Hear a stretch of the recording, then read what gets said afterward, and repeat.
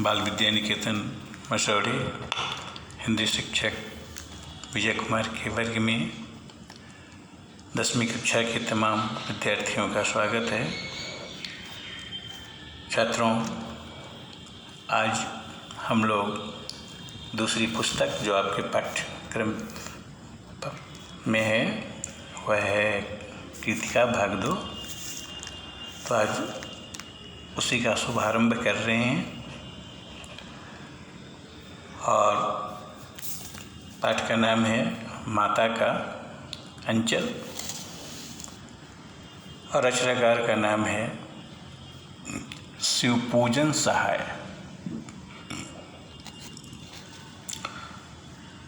तो शिवपूजन सहाय के संबंध में पहले हम लोग जानते हैं। शिवपूजन सहाय का जन्म गांव उन्वास जिला भोजपुर बिहार, यानी बिहार के भोजपुर जिले में गांव है उन्वास। तो वहीं शिवपूजन सहाय का जन्म हुआ कब? सन 1893 ईस्वी में।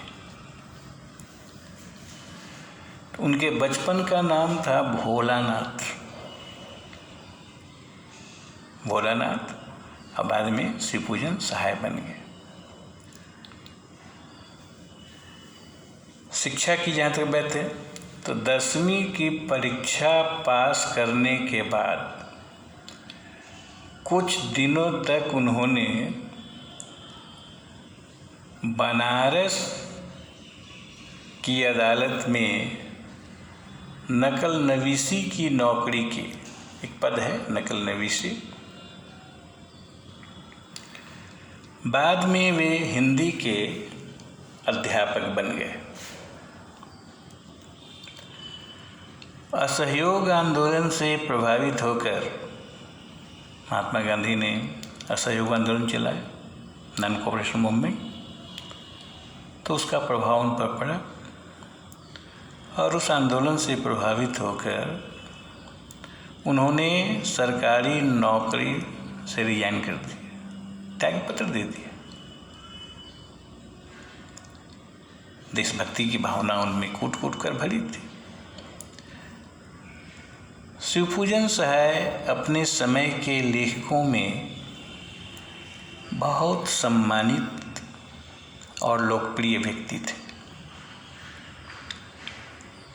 उन्होंने माधुरी, बालक, जागरण, हिमालय आदि कई प्रतिष्ठित पत्रिकाओं का संपादन किया, यानी संपादक के रूप में भी चर्चित रहे।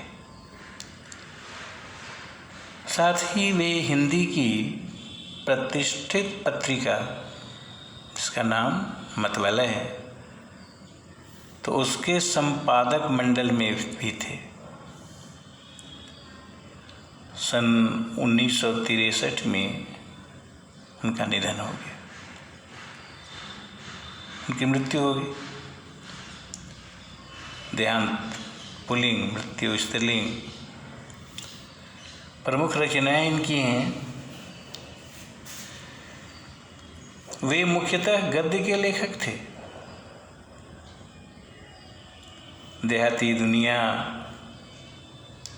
वे दिन के लोग, ग्राम सुधार, स्मृति शेष आदि उनकी दर्जन भर गद्य कृतियाँ प्रमुख हुई हैं। शिवपूजन रचनावली के 4 खंडों में उनकी संपूर्ण रचनाएं प्रकाशित हैं। जितनी भी रचनाएं उनकी हैं तो शिवपूजन रचनावली नाम से 4 वॉल्यूम है, 4 खंड में उनकी समस्त कृतियाँ रचनाएं प्रकाशित हो चुकी हैं। उनकी भाषा में लोक जीवन एवं लोक संस्कृति के प्रसंग सहज ही मिल जाते हैं। तो यह जो पाठ है माता का अंचल वस्तुतः देहाती दुनिया जो उपन्यास है उसी का अंश है। तो माता का अंचल शीर्षक पाठ का आनंद हम लोग लेते हैं। पाठ की शुरुआत देखिए। जहाँ लड़कों का संग तहाँ बाजे मृदंग, जहाँ बुढ़ों का संग तहाँ खर्चे का तंग। अब यहीं से पाठकों के मन में आकर्षण उत्पन्न होगी। अब यह जो दो पंक्तियाँ हैं इसका अर्थ क्या हो कि लड़के जो हैं बच्चे, उन पर कोई चिंता तो होती नहीं। तो जहाँ उनकी मंडली जम गए वहाँ बस मृदंग की आवाज़ सुनाई देती है, लोग प्रसन्नचित्त रहते हैं। और दूसरी ओर जहाँ बुढ़ों का संग, अब 2 4 5 वृद्ध एक जगह हो गए तो चर्चा का मुख्य विषय बस आर्थिक तंगी या खर्चे के संबंध में चर्चा हो। हमारे पिता यानी लेखक के पिता तड़के उठकर यानी अर्ली इन द मॉर्निंग निवट नहाकर पूजा करने बैठ जाते थे। ये रूटीन वर्क था उनका। प्रतिदिन भोर में उठते, नहा धो करके पूजा करने बैठते। हम बचपन से ही उनके अंग लग गए थे। ऐसे सामान्यतः बच्चों का आकर्षण जो है माता की ओर अधिक होता है, लेकिन यहाँ एक खास बात देखने को मिलेगी कि पिता के प्रति अजीब लगाव था। पिताजी जब घर पर होते तो अधिकांश समय ये भी उनके साथ होता। माता से केवल दूध पीने तक का नाता था, बस दूध पान हो गया। अब पूरा समय पिता के साथ। इसलिए पिता के साथ ही हम भी बाहर की बैठक में ही सोया करते। कि उस जमाने में गांव की जो स्थिति थी वो शहरों जैसी तो थी नहीं। पुरुषों के लिए अलग शयन कक्ष होते थे और बाहर की बैठक में ही लोग कुछ बातें करते थे, वहीं सोते थे। दालान शब्द उस समय प्रचलित था। स्त्रियां घर में, पुरुष दालान पर। वह अपने साथ ही हमें भी उठाते और साथ ही नहला धुला कर पूजा पर बिठा लेते। देखिए संस्कार का कितना प्रभाव पड़ता है। आजकल के बच्चे तो बस बिस्तर छोड़ेंगे ही 7-8 बजे। हम भभूत का तिलक लगा देने के लिए उनको दिक् करने लगते थे। अब देखिए इसमें बहुत से आंचलिक शब्द प्रयुक्त हुए हैं। अब दिक्, अक्सर लोग कहते हैं देखो हमको दिक् मत करो, यानी तंग नहीं करो। तो पिताजी को तंग करते थे कि भाई भभूत का जो तिलक है हमें भी लगा दे। कुछ हंसकर, कुछ झुंझलाकर, कुछ डांटकर वह हमारे चौड़े लीलार में त्रिपुंड कर देते थे। एक तरह का टीका है। हमारे लीलार में भभूत खूब खुलती थी, यानी शोभा बढ़ाती थी। सिर में लंबी लंबी जटाएं थी। भभूत रमाने से हम खासे बम भोला बन जाते थे। यह बाल्यावस्था के चित्र ने आपको भी अपने बचपन की याद धुंधली ही सही मानस पटल पर उभर रही होंगी। पिताजी हमें बड़े प्यार से भोलानाथ कहकर पुकारा करते, पर असल में हमारा नाम था तारकेश्वर नाथ। हम भी उनको बाबूजी कहकर पुकारा करते और माता को मैया। तो देहात में लोग बाबू या बाबा कहते और माँ को मैया। दूसरी भाषा में भी यशोदा कृष्ण का प्रसंग भी, मैया मोरी मैं नहीं माखन का, तो मैया सब बहुत प्यारा शब्द है।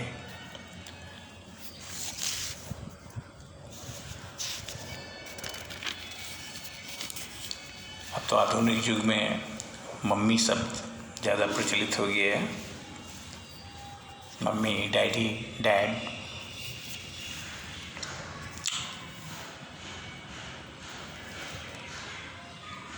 जब बाबूजी रामायण का पाठ करते तब हम उनकी बगल में बैठे बैठे आईने में अपना मुंह निहारा करते थे। वे रामायण का पाठ करते और लेखक क्या करते, आईना लेकर के, दर्पण लेकर के उसमें अपने मुंह को निहारते। जब वह हमारी ओर देखते तब हम कुछ लजाकर और मुस्कराकर आईना नीचे रख देते थे। बच्चों का स्वभाव होता है, वो देखता है, वो सोचता है कि हमें कोई देख नहीं रहा है इस हरकत को करते हुए, और जैसे ही किसी की नज़र पड़ती है तो वह शर्मा जाता है। तो यहाँ भोलेनाथ भी कुछ लजाकर मुस्कुराकर आईना नीचे रख देते थे और उसकी प्रतिक्रिया यह होती थी कि पिताजी भी मुस्कुरा पड़ते थे।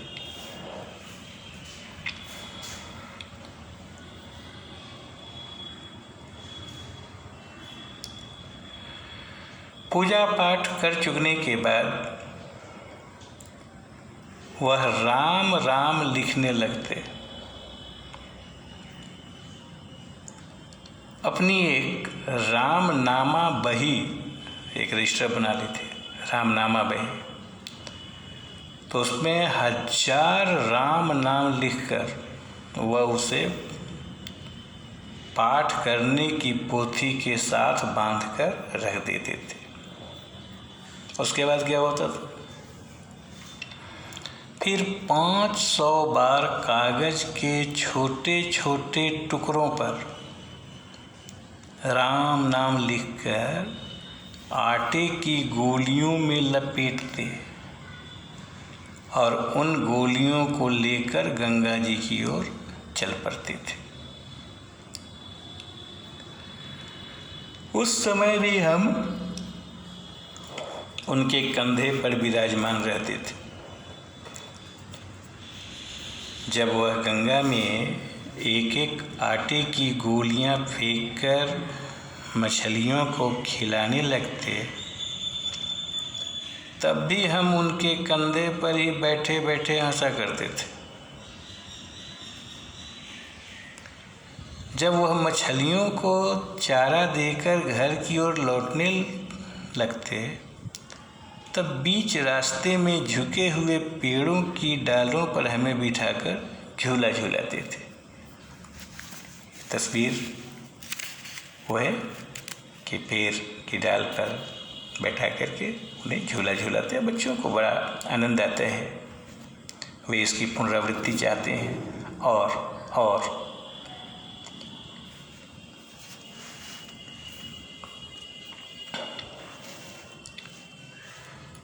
कभी कभी बाबूजी हमसे कुश्ती भी लड़ते।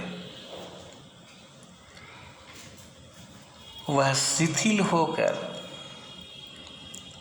हमारे बल को बढ़ावा देते। अब शारीरिक बल की जहाँ तक बात है तो बच्चा तो बच्चे, लेकिन अभिनय करते, एक्टिंग करते। वो खुद हार मान लेते तो बच्चे के अंदर एक नई उमंग दौड़ती, उत्साह का संचार होता है और हम उनको पछाड़ देते थे।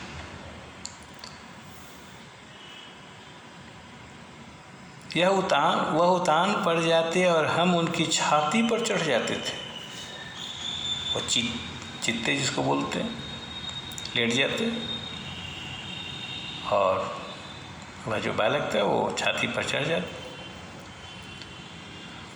जब हम उनकी लंबी लंबी मूछें उखाड़ने लगते, पता नहीं बच्चों को कितना आनंद आता है मूछ उखाड़ने में। जब लंबी लंबी मूछें उखाड़ने लगते तब वह हंसते हंसते हमारे हाथों को मूछों से छुड़ाकर उन्हें चूम लेते थे। उस चुंबन में कितना आनंद था। वहाँ वात्सल्य की कैसी धारा उभरती होगी। फिर जब हमसे खट्टा और मीठा चुम्मा मांगते तब हम बारी बारी कर अपना बायां और दाहिना गाल उनके मुख की ओर फेर देते थे। अब एक गाल में चुंबन हुआ, ये तो खट्टा है, मीठा वाला, तो वह बालक दूसरी गाल को बढ़ा देता है। तो बाएं वाला जो था वो खट्टा था, दाहिने वाला मीठा। बाएं का खट्टा चुम्मा लेकर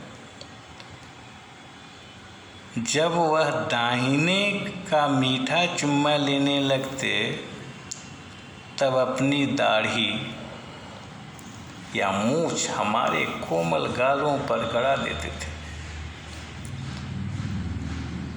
अब झुंझलाना तो स्वाभाविक था, बच्चे के कोमल गाल और ये मूछें वो तो चुभेंगी। हम झुंझलाकर फिर उनके मूछें नोचने लग जाते थे। इस पर वह बनावटी रोना रोने लगते। वहाँ कृत्रिमता नजर आती, देखो आर्टिफिशियल रोने की एक्टिंग करते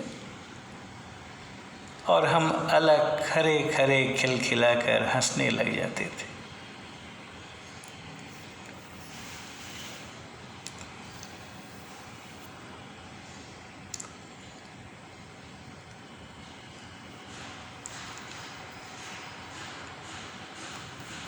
तो आज यहीं तक। अब इसमें बहुत से कुछ छोटे छोटे प्रश्न उभर सकते हैं, जैसे छात्र बना लेंगे। जैसे लेखक को बचपन में किससे अधिक लगाव था? लेखक को बचपन में किससे अधिक लगाव था? दूसरा है मृदंग कब बजती है? तीसरा है लेखक का असली नाम क्या था? चौथा लेखक को उनके पिताजी क्या कहकर पुकारते थे? पांचवा भोलानाथ के पिताजी पूजा के समय उनके मस्तक पर किसका तिलक लगाते थे? उसी तरह से और प्रश्न उठ सकते हैं, जैसे लेखक के बाबूजी किसका पाठ करते थे? लेखक के बाबूजी किसका पाठ करते थे? अगला प्रश्न लेखक के पिताजी पूजा पाठ करने के बाद क्या करने लगते थे? अगला लेखक के पिताजी रामनामा बही में कितनी बार राम राम लिखते थे? अगला है पिताजी आटे की गोलियां लेकर कहाँ जाते थे? और अंतिम प्रश्न है लेखक के पिता आटे की गोलियां किसे खिलाते थे? तो ये प्रश्न हैं और इनके उत्तर आपको फेयर कॉपी में तैयार करते हुए व्हाट्सएप पर भी भेजना है। तो मुझे इंतज़ार रहेगा। और जैसे जैसे पढ़ाई हो रही है, फेयर कॉपी निश्चित रूप से तैयार होनी चाहिए, उसकी जांच होगी और सप्ताह में जब भी मौका मिले तो उसका रिवीजन भी अवश्य होना चाहिए। तो आज यहीं तक, और शेष फिर आगे बातें बताई जाएंगी। तब तक के लिए हमें इजाज़त दीजिए। धन्यवाद।